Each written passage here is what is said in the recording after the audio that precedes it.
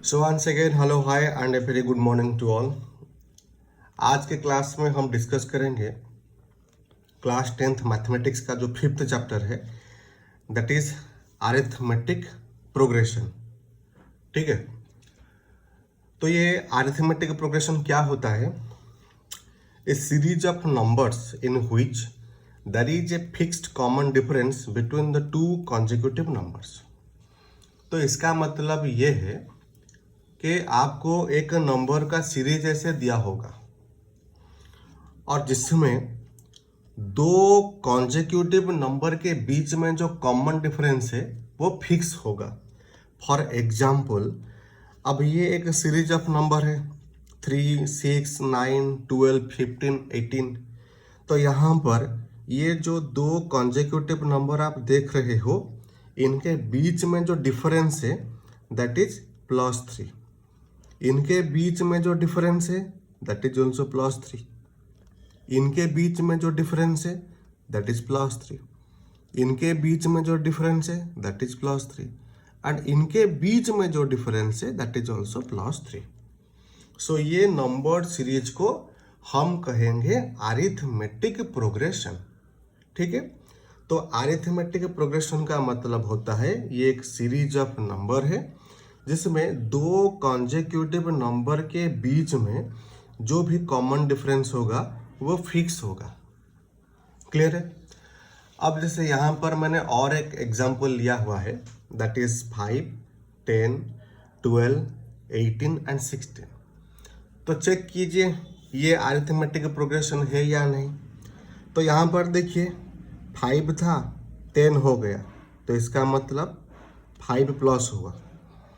10 से 12 हो गया, इसका मतलब +2 हुआ। 12 से 18 हो गया, तो इसका मतलब +6 हुआ। 18 से 16 को गया, इसका मतलब -2 हुआ। तो यहाँ पर कॉमन डिफरेंस क्या आपका फिक्स आ रहा है? The answer is no, common difference fix नहीं आ रहा है। तो इसका मतलब ये एक अरिथमेटिक प्रोग्रेशन नहीं होगा, नॉट एन एपी। अगर कॉमन डिफरेंस फिक्स है तो अरिथमेटिक प्रोग्रेशन होगा। अगर कॉमन डिफरेंस फिक्स नहीं है तो ये अरिथमेटिक प्रोग्रेशन नहीं होगा। जैसे यहाँ पर ये एक अरिथमेटिक प्रोग्रेशन है क्योंकि यहाँ पर कॉमन डिफरेंस फिक्स है। ठीक है, आगे चले। चलिए फिर नेक्स्ट हम बात करेंगे general formula of arithmetic progression. अब ये अरिथमेटिक प्रोग्रेशन का जनरल फॉर्मूला क्या होता है? ठीक है, अब ये अरिथमेटिक प्रोग्रेशन का जनरल फॉर्मूला क्या होता है? अब जैसे आप ध्यान दें, यहाँ पर मैंने एक नंबर सीरीज लिखा है 3, 6, 9, 12, 15, 18। अब पहले हम चेक करेंगे क्या ये अरिथमेटिक प्रोग्रेशन है या फिर नहीं। अब जैसे मैं क्या करूँगा, इन दोनों का डिफरेंस चेक करूँगा दैट इज +3। यहाँ पर भी डिफरेंस चेक करूँगा दैट इज ऑल्सो +3। यहाँ पर भी +3, यहाँ पर भी +3। तो कॉमन डिफरेंस हमेशा कॉमन डिफरेंस इक्वल है, कॉमन डिफरेंस फिक्स है। तो इसका मतलब ये एक अरिथमेटिक प्रोग्रेशन हो गया। ठीक है, अब इसका जनरल फॉर्मूला मैं कैसे लिखूंगा? तो यहाँ पर आप ध्यान देंगे, ये तो आपका एक अरिथमेटिक प्रोग्रेशन हो गया। Yes, this is an arithmetic progression. एक अरिथमेटिक प्रोग्रेशन में जो नंबर सबसे पहले आता है उसे हम कहेंगे फर्स्ट टर्म। क्लियर है? और उसके बाद 6 है, इसे हम कहेंगे सेकेंड टर्म। उसके बाद 9 आ रहा है, तो 9 को हम कहेंगे थर्ड टर्म। उसके बाद 12 है, 12 को हम कहेंगे फोर्थ टर्म, लाइक दिस। ठीक है, अब ये जो कॉमन डिफरेंस को हम फाइंड आउट करते हैं वो कैसे फाइंड आउट करते हैं, ध्यान देंगे यहाँ पर कॉमन डिफरेंस जिसका सिंबल है डी। तो मैं क्या करूँगा, सेकेंड टर्म को सब्ट्रैक्ट कीजिए फर्स्ट टर्म से। तो सेकेंड टर्म है आपका 6 एंड फर्स्ट टर्म है आपका 3, दैट इज इक्वल टू 3। ठीक है, अब फिर से और एक बार कॉमन डिफरेंस को फाइंड आउट करेंगे। थर्ड टर्म से सेकेंड टर्म को माइनस करेंगे। तो थर्ड टर्म है कितना, third term is 9 and second term is 6। तो आंसर कितना आएगा, 3। So in this method we can find out. So by this method we can find out the common difference. अगर common difference आपका fix है, it means that this is an AP. अगर common difference fix नहीं है तो this is not an AP. Clear है? तो general formula हम अरिथमेटिक प्रोग्रेशन का कैसे निकालेंगे। ठीक है, यहाँ तक समझ में आ गया, यहाँ तक क्लियर है। चलिए नेक्स्ट पेज में करते हैं। देखिए, तो यहाँ पर ये हो गया फर्स्ट टर्म जिसको मैं लिखूंगा A1, ये हो गया सेकेंड टर्म जिसको लिखूंगा A2, ये थर्ड टर्म जिसको लिखूंगा A3, ये हो गया fourth term A4, A5 and A6 like this. मैं कुछ ऐसे लिखूंगा। यहाँ पर क्या होगा, अगर यहाँ पर मैं कॉमन डिफरेंस को फाइंड करूंगा, so that is second term minus first term. Second term 6 है, फर्स्ट टर्म 3, तो कॉमन डिफरेंस मेरा 3 निकल के आ गया। फिर से और एक बार कॉमन डिफरेंस निकालूंगा, that is third term minus second term. Common difference हमेशा आपको 2 बार निकालना पड़ेगा। ठीक है, A2 minus A1 and A3 minus A2। सो ये हो गया 9, ये हो गया 6, सो कॉमन डिफरेंस आ गया 3। तो आपको कॉमन डिफरेंस मिल गया। दोनों केस में कॉमन डिफरेंस सेम है, तो it means that it is an arithmetic progression. ठीक है, अब क्या करेंगे, तो ये जनरल फॉर्मूला अरिथमेटिक प्रोग्रेशन का हम कैसे निकालेंगे।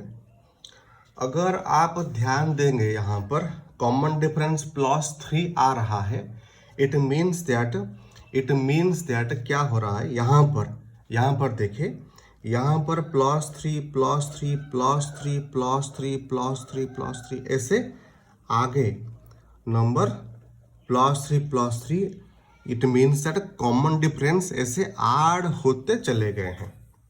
ठीक है, कॉमन डिफरेंस ऐसे ऐड होते चले गए हैं। तो इससे मुझे क्या मिला, इसमें से अगर जो मेरा पहला टर्म A है, इसमें अगर मैं D को ऐड करूँगा, नहीं, पहला टर्म तो मेरा A1 है, this is my first term. अब A1 में अगर मैं D को ऐड करूँगा तो मुझे क्या मिलेगा, सेकेंड टर्म मिलेगा। ठीक है, अब देखिए ना, आपका ये दिस इज योर A1, इसमें से मैंने कॉमन डिफरेंस को ऐड किया तो मुझे सेकेंड टर्म मिला। ठीक है, A1 में D को ऐड किया तो मुझे सेकेंड टर्म मिला। तो थर्ड टर्म कैसे मिलेगा, A1 में से डिफरेंस 2 बार ऐड करूंगा। अब देखिए, दिस इज जो थर्ड टर्म। ठीक है, ये आपका फर्स्ट टर्म है, इसमें 3 को ऐड किया 6 मिला, दैट इज सेकेंड टर्म। फिर से 3 को ऐड किया 9 मिला, that is a third term. ठीक है, तो इसको भी मैं कुछ ऐसे लिख सकता हूँ, that is A1 plus D, that is A1 plus 2D। ठीक है, अब फोर्थ टर्म को कैसे लिखूंगा, फिर से 3 को ऐड करूंगा, that is A1 plus 3 plus 3. That means A4 is equal to A1 plus D plus D plus D. That is A1 plus 3D. This is my fourth term. अब fifth term को कैसे लिखूंगा? That is A fifth. A1 plus D plus D plus D plus D. That is A1 plus 4D. ठीक है, तो मैं हर एक term को कुछ इस तरीके से मैं लिख सकता हूं. ठीक है, तो यहाँ पर मुझे एक फॉर्मूला मुझे मिला. अगर मुझे कोई भी टर्म ये पूछेगा तो उसके लिए एक फॉर्मूला मुझे मिला. That is an is equal to a plus n minus 1 whole into D. ये मुझे फॉर्मूला मिला. अब देखिए ना, n की जगह आप 5 को पुट कीजिए. अगर मैं n की जगह 5 को पुट करूंगा तो a5 कितना आ जाएगा? a plus 5 minus 1 that is 4d. तो ये मुझे कितना मिलेगा? a5 is equal to a plus 4d मिलेगा. देखिए a5 a प्लस 4d है क्या? नहीं. ठीक है, तो ये मुझे एक जनरल फॉर्मूला मुझे मिल गया अरिथमेटिक प्रोग्रेशन का. ठीक है, एक जनरल फॉर्मूला मुझे मिल गया अरिथमेटिक प्रोग्रेशन का. ठीक है, तो मैं ऐसे भी अरिथमेटिक प्रोग्रेशन का जनरल फॉर्मूला भी लिख सकता हूं. पहला टर्म हो गया मेरा a, दूसरा टर्म हो जाएगा a प्लस डी, तीसरा टर्म हो जाएगा a प्लस 2d, नेक्स्ट चौथा टर्म हो जाएगा a प्लस 3d, पांचवा हो जाएगा a plus 4d, sixth term हो जाएगा a plus 5d, seventh term हो जाएगा a plus 6d. Like this. This is my first term, this is second term, this is third term, this is fourth term, this is fifth term, sixth term, seventh term. तो कोई भी अगर मुझे term पूछा है तो मैं ये फॉर्मूला को यूज करके उसका वैल्यू मैं निकाल लूँगा. an equal to a plus n minus 1 whole into D. चलिए फिर नेक्स्ट हम देखेंगे difference between an and n. अब इन दोनों के बीच में क्या डिफरेंस है? तो यहाँ पर मैंने एक अरिथमेटिक प्रोग्रेशन लिखा है 3, 6, 9, 12, 15, 18, 21 लाइक दिस. अब ये जो an है, an डिनोट करेगा पोजीशन को डिनोट करेगा. अब जैसे कि मैं अगर पूछूंगा कि फिफ्थ प्लेस में कौन प्रेजेंट है? First, second, third, fourth and fifth. तो फिफ्थ प्लेस में प्रेजेंट है 15. तो यहाँ पर an का जो वैल्यू है दैट इज 5. प्रेजेंट कौन है? 15 प्रेजेंट है. तो a5 is 15. First, second, third, fourth and fifth term. So fifth term हो गया 15. अब मैं अगर कहूंगा कि 3, 3, 6 सेवेंथ प्लेस में कौन है? Seventh place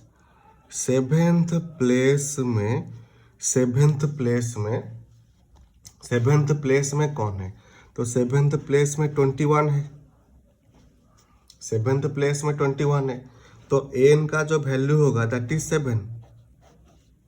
n indicates place. Present कौन है? 21. इसका मतलब जो सेवेंथ टर्म है मेरा दैट इज 21. a7 इंडिकेट करेगा टर्म को, लेकिन n का जो वैल्यू है n7 ये इंडिकेट करेगा प्लेस को, पोजीशन को. अब जैसे और एक एग्जांपल लीजिए. अगर मैं यहाँ पर मैं कहूँगा कि थर्ड पोजीशन में कौन है? Third position. सो n का जो वैल्यू होगा दैट इज 3. तो थर्ड पोजीशन में है कौन? 9 है. इसका मतलब a3 इज 9. तो n इंडिकेट करेगा पोजीशन को, लेकिन ए एन इंडिकेट करेगा टर्म को, ठीक है। एन इंडिकेट करेगा position and A N indicate करेगा टर्म को। कौन सा टर्म वहां पर है, कौन है वहां पर, क्लियर है। This is the difference between A N and N. चलिए आगे चलते हैं। How to find the terms of N AP. यहां पर एक एपी दिया है। This is my first term, second term, third term, fourth term, fifth term, sixth term, like this. अगर ये क्वेश्चन में मुझे ये पूछा कि जो टेंथ प्लेस होगा n equal to 10, tenth place में कौन सा टर्म होगा, टेंथ प्लेस में कौन सा टर्म होगा, ठीक है। टेंथ प्लेस में कौन सा टर्म होगा। अब जैसे फर्स्ट प्लेस में 3, सेकेंड प्लेस में 6, थर्ड प्लेस में 9, फोर्थ प्लेस में 12 है, तो ठीक उसी तरह से टेंथ प्लेस में कौन सा टर्म होगा। अब n हो गया 10th, क्योंकि टेंथ प्लेस पूछा है, तो टेंथ प्लेस में जो टर्म होगा, वो जो टर्म होगा that is A10। Tenth place में ऑब्वियसली A10 ही प्रेजेंट होगा, तो मुझे A10 को निकालना है, ठीक है। तो फॉर्मूला मेरे पास था टर्म को निकालने के लिए, that is AN is equal to A plus N minus 1 whole into D। तो N की जगह मैं 10 को पुट करूंगा।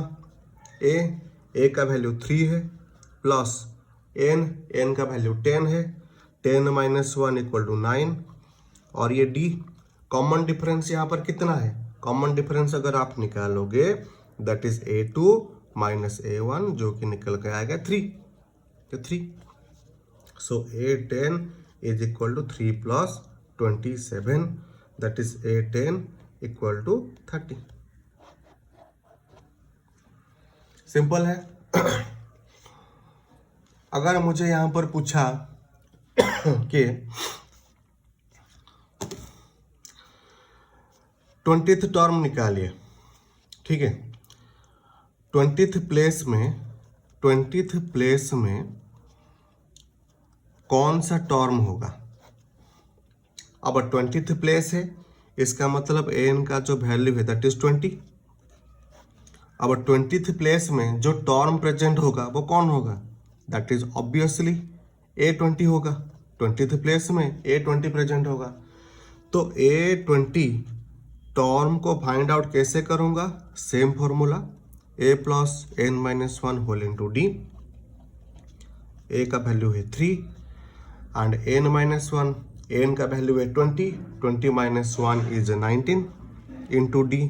D का वैल्यू कितना है, 3 है, that is A20 is equal to 3 plus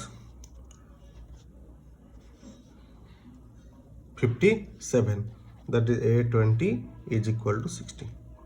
so 20th place में जो टर्म प्रेजेंट होगा दैट इज 60। क्लियर हुआ पूरा।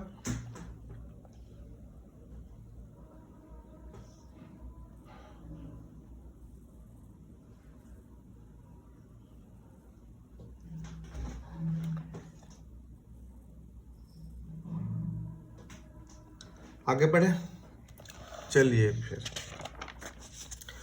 नेक्स्ट हम बात करेंगे सॉम ऑफ एन एपी। अब ये एपी का सॉम हम कैसे निकालेंगे।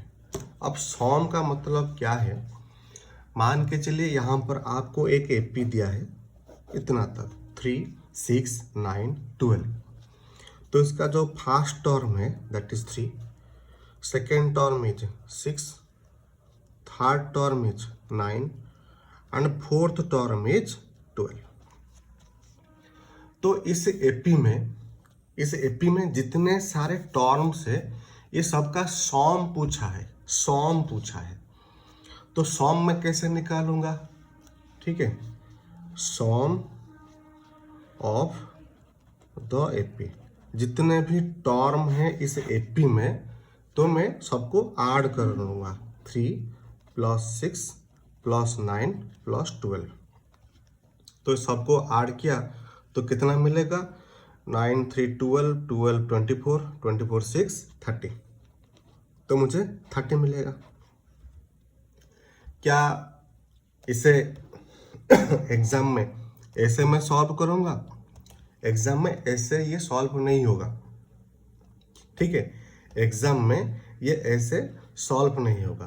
तो इसको सॉल्व कैसे किया जाएगा? देखिए, इसको सॉल्व करने के लिए हमारे पास क्या है? हमारे पास दो फॉर्मूले हैं। इसको सॉल्व करने के लिए हमारे पास दो फॉर्मूले हैं। तो इसको सॉल्व करने के लिए हमारे पास दो फॉर्मूले हैं। That is how to find the sum of n terms. जो पहला फॉर्मूला है, sum of n terms is equal to n/2 whole into 2a plus n-1 whole into d। And जो दूसरा फॉर्मूला है, sum of n term equal to n/2 whole into a plus an। n का मतलब होता है number of terms, कितना term present है उस एपी में। ए तो फर्स्ट टर्म हो गया, D is the common difference, S का मतलब सम ऑफ n टर्म हो गया।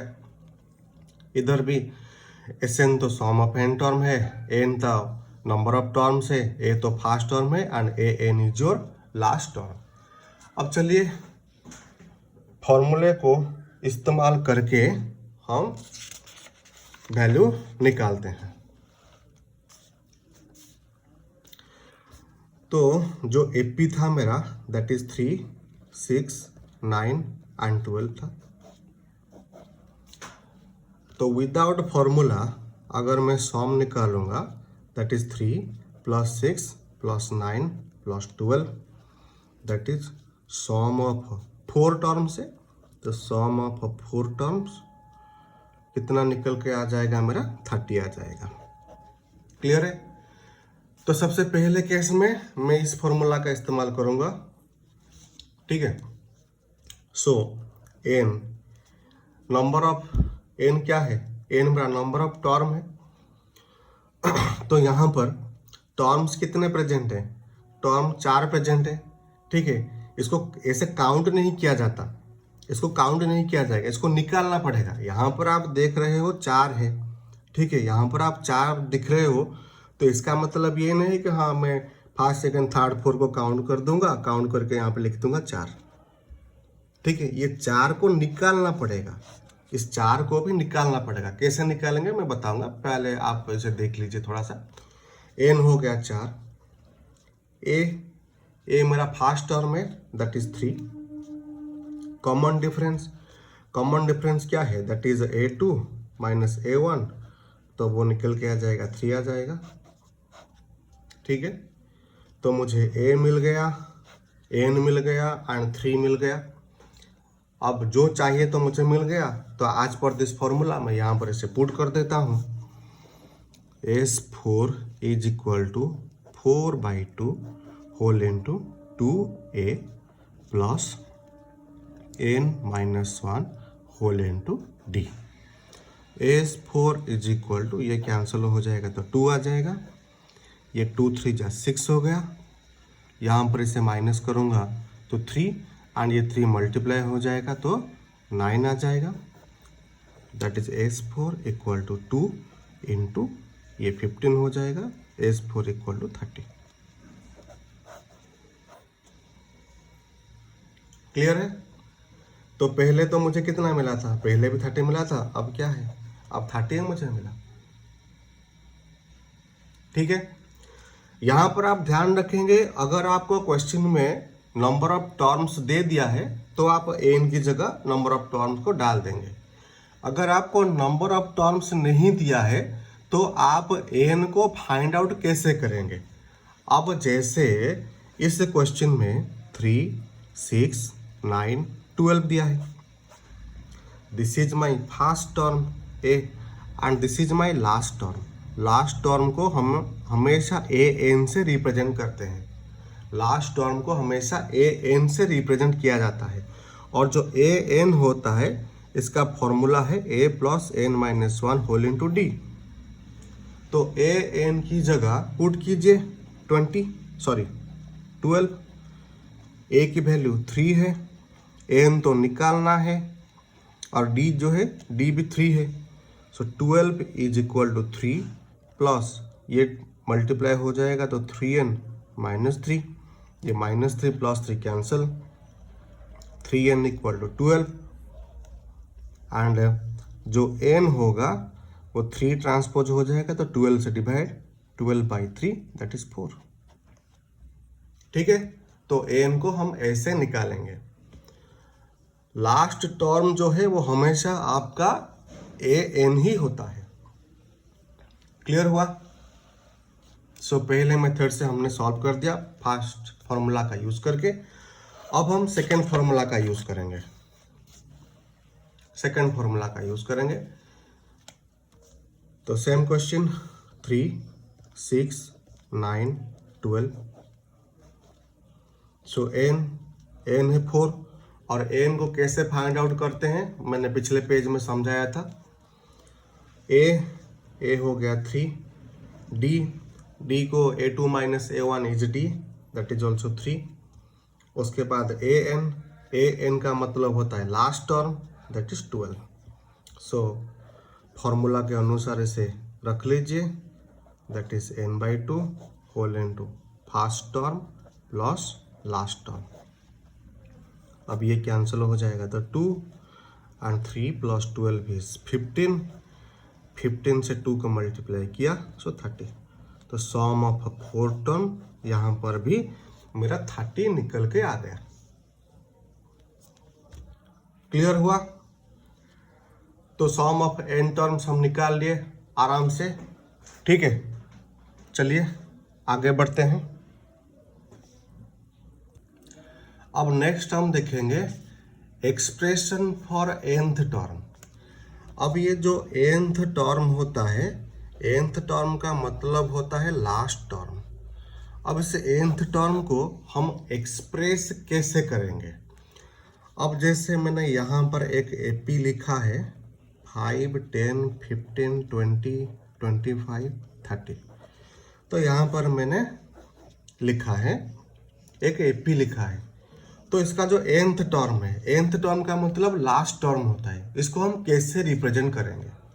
ठीक है, जब भी कोई भी AP का सवाल आप देखोगे तो सबसे पहला काम जो है आपका, पहले आप A1 को लिखेंगे 5, A2 को लिखेंगे 10, A3 को लिखेंगे 15 और डिफरेंस निकालेंगे that is A2 minus A1। So difference मेरा 5 निकल के आएगा। ठीक है, तो an को हम रिप्रेजेंट करेंगे। जो an का फॉर्मूला होता है that is a plus n minus 1 whole into D. ठीक है, n तो हमको स्पेसिफाई नहीं किया कि फर्स्ट टर्म है, सेकेंड टर्म है, थर्ड टर्म है, कुछ भी स्पेसिफाई नहीं किया, इसलिए हम n को खाली छोड़ेंगे। a की जगह 5 को पुट करेंगे, n तो स्पेसिफाइड नहीं है उसको छोड़ देंगे एंड d का जो वैल्यू है that is also 5। So an 5 plus 5n minus 5। ठीक है, तो यहाँ पर -5 + 5 कैंसिल हो जाएगा। सो an को हम कुछ इस फॉर्मेट में रिप्रेजेंट कर पाएंगे। ठीक है, तो लास्ट टर्म को, nth टर्म को हम इस फॉर्मेट में रिप्रेजेंट कर सकते हैं। और एक क्वेश्चन मैं लिख देता हूं यहाँ पर 10, 13, 16, 19, 22 लाइक दिस। अब यहाँ पर nth टर्म को मतलब लास्ट टर्म को हम रिप्रेजेंट करेंगे। ठीक है, A1 जो हो गया 3, D यहाँ पे निकालेंगे तो आ जाएगा 3 आएगा। ठीक है, तो nth टर्म को एक्सप्रेस करूँगा that is a plus n minus 1 whole into D. n तो स्पेसिफाइड नहीं है। ठीक है, तो क्या करूँगा, a की जगह 10 को पुट किया, n माइनस 1, d की जगह 3 को पुट किया। सो an इज 10 प्लस ये ब्रैकेट खुलेगा तो मल्टीप्लाई हो जाएगा, ठीक है। तो फाइनली मुझे क्या मिलेगा, तो फाइनली मुझे मिलेगा an इज ये 10 ये -3 कैंसिल होगा तो मिलेगा 3n + 7। सो nth टर्म को मैं कुछ ऐसे रिप्रेजेंट करूंगा, ठीक है। एग्जाम में ऐसे भी आपको क्वेश्चन आएगा, एपी दिया होगा और आपको nth टर्म को एक्सप्रेस करना पड़ेगा या फिर आपको nth टर्म दे देगा, आपको एपी फाइंड आउट करना पड़ेगा। अब जैसे मान के चलिए आपको एग्जाम में दिया है nth टर्म, आपको एग्जाम में कुछ ऐसे भी दे देगा, nth टर्म दे देगा 3n + 7, nth टर्म आपको दे देगा और आपसे पूछेगा कि एपी को फाइंड आउट कीजिए, एपी को लिखिए। वेरी सिंपल है, n की जगह 1 को पुट किए, 3 × 1 + 7 दैट इज 10। अब n की जगह 2 को पुट कीजिए, 3 × 2 + 7 ये 6 ये 7 13 हो जाएगा। अब n की जगह 3 को पुट कीजिए, 3 × 3 + 7 3 3 जा 9 9 7 16। वेरी सिंपल, ठीक है।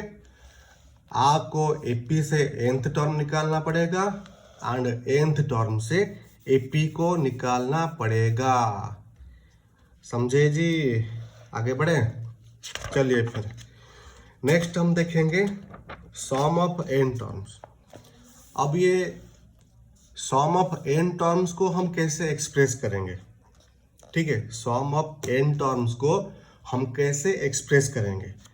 अब जैसे मान लीजिए यहाँ पर एक एपी दिया है, दैट इज 8 10 12 14 16, यहाँ पर ये एपी है। तो मुझे क्वेश्चन में पूछा है कि ये जो एपी है इसका जो सम ऑफ n टर्म है इसको एक्सप्रेस कीजिए, सम ऑफ n टर्म को एक्सप्रेस कीजिए। तो कैसे एक्सप्रेस करूंगा मैं, sum of n terms n/2 whole into first term plus last term. तो sum of n terms, n तो स्पेसिफाई नहीं है मेरा, ठीक है। इस एपी में मैंने यहाँ पर 5 टर्म लिखा है, लेकिन ये जरूरी नहीं कि उसमें 5 टर्म होगा, 10 होगा, 20 होगा, 50 होगा, इसलिए n को नॉट स्पेसिफाइड माना जाएगा। That is n/2 whole into a हो गया 8 एंड मेरा an मतलब लास्ट टर्म हो गया 16। तो sum of n term that is n/2 into ये 16 8 को ऐड करेंगे तो 24 आ जाएगा, 24 इससे कैंसिल हो गया 12। तो सम ऑफ n टर्म्स से एक्सप्रेस्ड बाय 12n, ठीक है। या फिर दूसरा फॉर्मूला इसका भी हम इस्तेमाल कर सकते हैं, that is sum of n terms is equal to n/2 whole into 2a plus n-1 whole into d। तो sum of n not specified, 2a 2 × 8 plus n-1 n तो स्पेसिफाई नहीं है, d का वैल्यू कितना है 2 है 2। तो sum of n terms is n/2 whole into 2 8 जा 16 प्लस 2 अंदर आ जाएगा तो ये हो जाएगा 2n, ये हो जाएगा -2, that is sum of n terms is n/2 whole into ये 16 ये -2 कितना हो जाएगा 14 प्लस 2n। तो sum of n is equal to ये n अगर अंदर जाएगा तो ये हो जाएगा 14n प्लस ये अगर अंदर जाके मल्टीप्लाई हो जाएगा तो 2n का स्क्वायर डिवाइडेड बाय ये 2 अंदर जाके मल्टीप्लाई हो जाएगा तो 2। तो सम ऑफ n टर्म्स को हम कुछ ऐसे एक्सप्रेस करेंगे, ठीक है। आप यहाँ पर ध्यान देंगे ये जो फॉर्मूला है इसका इस्तेमाल आप नहीं करेंगे तो ठीक है, क्योंकि यहाँ पर आंसर कुछ ठीक नहीं आ रहा है, इसलिए मैं इसे काट देता हूँ।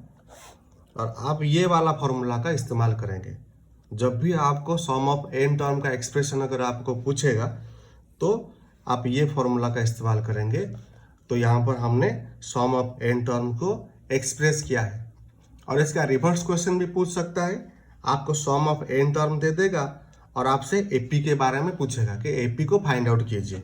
अब जैसे इस एक्सप्रेशन को लेके मैं AP को फाइंड आउट करूँगा, 14n + 2n²। तो आपको एग्जाम में ऐसे भी पूछेगा sum of n term is 14n + 2n² whole divided by 2। तो AP को फाइंड आउट कीजिए। तो ठीक उसी तरह से n की जगह 1 को पुट करेंगे, n की जगह 1 को पुट करेंगे, दैट इज 14 × 1 + 2 × 1 का स्क्वायर बाई 2। सो S1 ये 14 प्लस ये तो 2 हो जाएगा, दैट इज बाई 2। 14 × 16, 16 बाई 2, इसको कैंसिल करेंगे तो 8। ठीक है, तो जो S1 होगा मेरा that is also A1।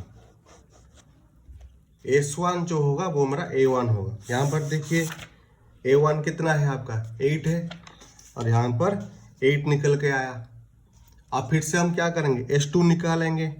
S2 n की जगह 2 को पुट कीजिए, 14 × 2 + 2 × 2 का स्क्वायर होल डिवाइडेड बाई 2।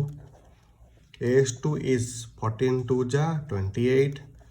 तो ये 2 का स्क्वायर कितना है 4, और 2 को 4 से मल्टीप्लाई करूंगा तो कितना आएगा 8 आएगा, whole divided by 2। S2 is equal to ये हो गया 36/2। सो S2 हो जाएगा मेरा, इसको कैंसिल करूंगा तो 18 आ जाएगा। अब यहाँ पर जैसे S1 को A1 लिखा, S2 को A2 मत लिख देना, ठीक है।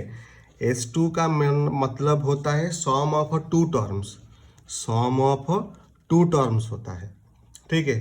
तो S2 इज 18, A1 कितना है, A1 8 आया था, that is 8 plus A2, and A2 is 18 - 8 that is 10। तो दिस इज माई A2। देखिए यहाँ पर A2 क्या 10 था, जी हाँ A2 मेरा 10 ही था, A2 मेरा 10 ही था, ठीक है। तो सम ऑफ n टर्म से हम AP को कैसे निकाले इसके बारे में भी हमने देख लिया, क्लियर है। सो होपफुली ये जो चैप्टर है दैट इज अरिथमेटिक प्रोग्रेशन, ये आपको अच्छे से समझ में आया होगा, ठीक है। तो फिर मिलते हैं नेक्स्ट क्लास में, तब तक के लिए पढ़ाई को जारी रखें, जितना हो सके बार बार रिवीजन कीजिए, ठीक है, रिवीजन कीजिए। तो मिलते हैं नेक्स्ट क्लास में, तब तक के लिए keep learning and good bye.